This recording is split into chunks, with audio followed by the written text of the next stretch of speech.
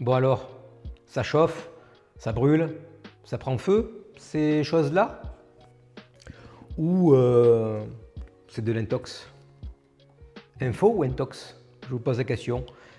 Mais malheureusement, je vais y répondre. Malheureusement, il y a une grosse part de vérité dans ce qu'on raconte. Donc bonjour et bienvenue à tous, j'espère que vous allez bien. Aujourd'hui, nous allons aborder les 50-90 qui crament. D'ailleurs, les 40-90 aussi commençaient à prendre feu à l'époque. Et on va essayer de comprendre pourquoi. Alors je dis essayer parce que je ne me considère pas comme électronicien ni comme électricien. J'ai quelques notions évidemment. J'ai quelque peu un esprit analyse sur le sujet dans la vie de tous les jours. Là notamment sur les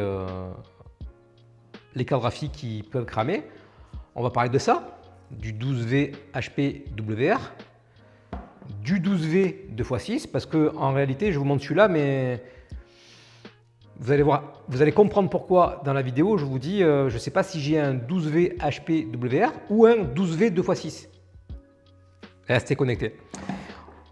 On va parler de ce poulpe d'alimentation fourni par Nvidia quand on prend une carte graphique à 10 000 € chez eux. Il n'y a rien contre eux, mais j'ai un peu les boules quand même, parce que tu te payes une carte graphique à 2349 € et encore, c'est pas cher puisque c'est le prix le plus bas du marché. Et en plus, ils n'ont pas corrigé le tir. À la Nvidia, je veux bien vous brosser dans le sens du poil, je veux bien vous faire un peu l'avocat du diable, mais là ça va plus, là, les gars, ça va plus. Mais bon, bref, je vais me calmer. Je vais me calmer, c'est promis. On va parler de ça aussi, on va parler alimentation, on va parler des normes ATX 3.0, 3.1. Je me tempère parce que je sens que le ton monte et j'ai pas envie de grincer des dents. Vous comprenez? En même temps, j'ai pas envie que mon boîtier à 4000 € crame, vous voyez? J'ai pas envie que ma magnifique maison provençale crame non plus. Tout ça pour une foutue carte graphique. Donc les gars, je dis ça, je dis rien, mais ça peut avoir des conséquences qui sont conséquentes, une carte graphique qui brûle. Donc on va tous imaginer que ça ne peut pas aller jusqu'à un incendie d'une maison, mais dans l'idée, j'aimerais pas que ma tour finisse en cheminée, quoi. Avant d'aborder le 12V HPWR ou le 12V 2x6 ou le poulpe d'Alim fourni par Nvidia, et bien sûr les normes ATX 3.0 et 3.1, on va essayer de répondre à une question. Je dis bien essayer parce que je ne me prétends pas électronicien ni électricien. Donc s'il y a des spécialistes dans les commentaires qui regardent cette vidéo, je vous invite à faire avancer le sujet parce qu'il y a sur la toile on trouve plein d'avis, parfois contraires. Et j'avoue que j'aime bien comprendre des choses. Je vous apporte mon analyse. Si elle est correcte, n'hésitez pas à me le dire. Si elle ne l'est pas, je vous invite à me corriger dans la bienveillance, histoire que je ne m'énerve pas encore plus que ce que j'ai fait avec cette carte graphique vendredi. Nous sommes lundi à l'heure où je tourne cette vidéo. Parce que j'ai potassé en fait toute une demi-journée sur le sujet. J'ai décortiqué le truc. Pourquoi ça cramerait pas. Donc la question que tout le monde se pose et que j'ai eu de la part de certains clients, est-ce que les cartes graphiques prennent feu à cause d'un arc électrique? Alors à mon humble avis, encore une fois, ça ne me regarde que moi, c'est un avis purement d'analyse basique, j'ai envie de dire. Qu'il y ait un arc électrique, oui, ça peut, mais que l'arc électrique soit stable dans la durée pour prendre feu, un peu comme une soudure, vous savez? Non, parce qu'il faut des conditions en électronique, en électricité, pour qu'un arc électrique soit stable. Voilà, quand on branche une prise de courant à la maison, quand on allume un interrupteur d'une lampe quelconque, on entend parfois un petit claquement, on entend un petit arc qui se crée, mais c'est très très bref. Et ça n'est pas assez pour cramer quelque chose. Donc, me concernant, je fais partie des gens qui pensent que ce n'est pas c'est pas l'arc électrique proprement dit, Parce que pour qu'il y ait arc électrique stable, il faut qu'il y ait ionisation de l'air. Il me semble que c'est comme ça qu'on dit. Il faut que la puissance soit importante pour que l'air soit conducteur. Or là, avec du 12 volts, même si on met un ampérage de 9 ou 10 ampères, on ne va pas avoir assez pour créer un arc électrique stable. Afin de faire le focus du 12V 2x6 ou 12V HPWR, il est important de comprendre leur fonctionnement, puisque il faut reconnaître que c'est cool d'avoir un seul et même connecteur dans un boîtier, c'est plus joli, plutôt que d'avoir à minima 2 PCI Express en alim. Je trouve ça plus ingénieux. Par contre, accessoirement, j'ai pas forcément envie d'appeler mon assureur pour lui dire que ma maison a pris feu à cause d'une carte graphique. 12V 2x6, ça veut dire quoi? Eh bien que l'on a une rangée réservée au positif, une rangée réservée à la masse. Maintenant, si je divise ces 600 watts par 6, on va trouver 100 watts. Pour connaître l'intensité de chaque fil, il me suffit de faire la puissance divisée par la tension, qui est donc 100 watts divisé par 12 volts, puisqu'on a des alimentations en 12 volts. 100 watts divisé par 12 volts égale 8,33 ampères.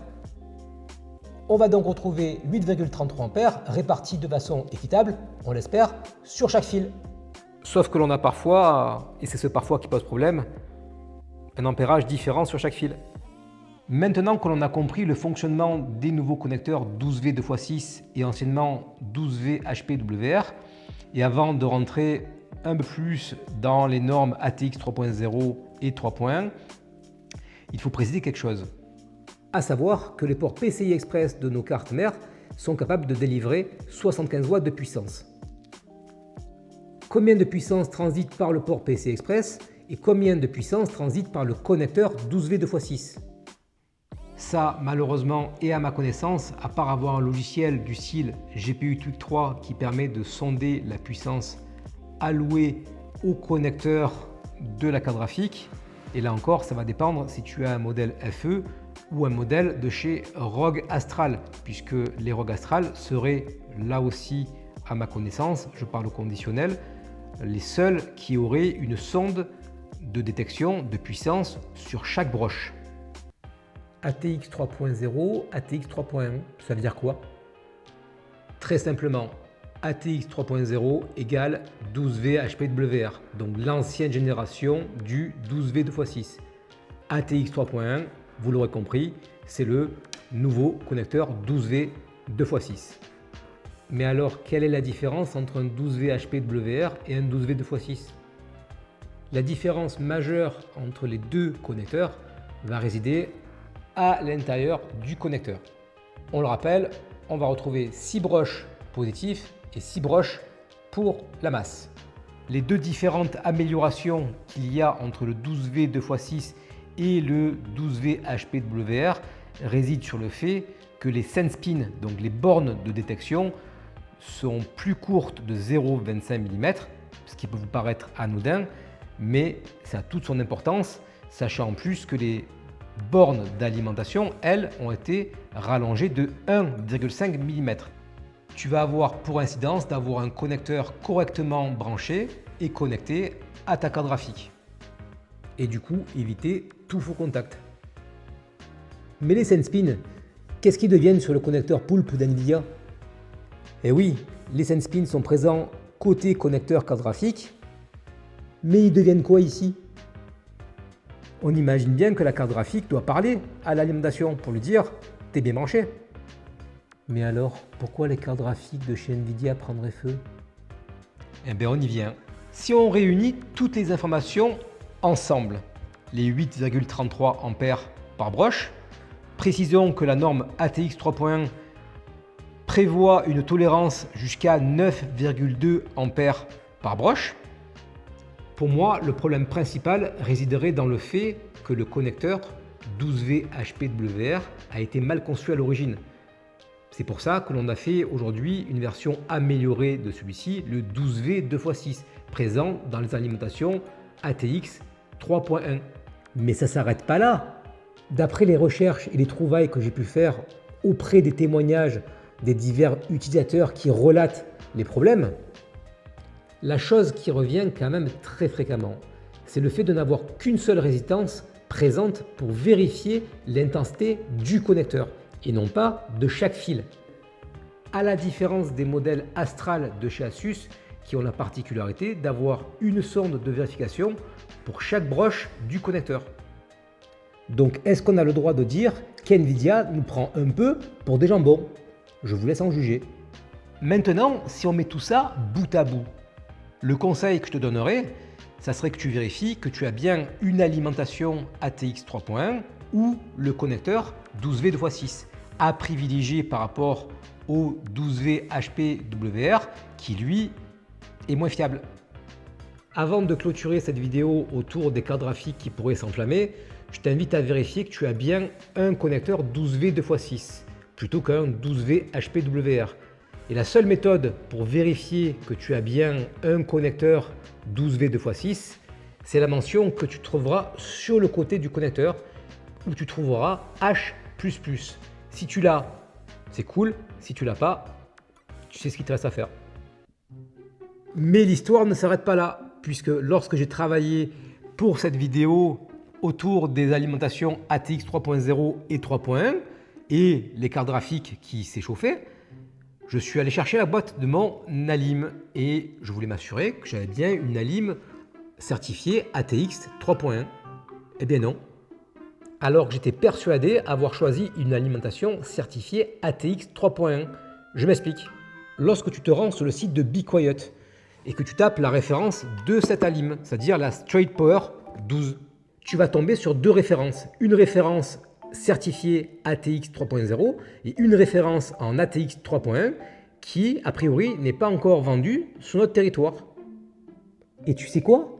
L'histoire ne s'arrête pas là.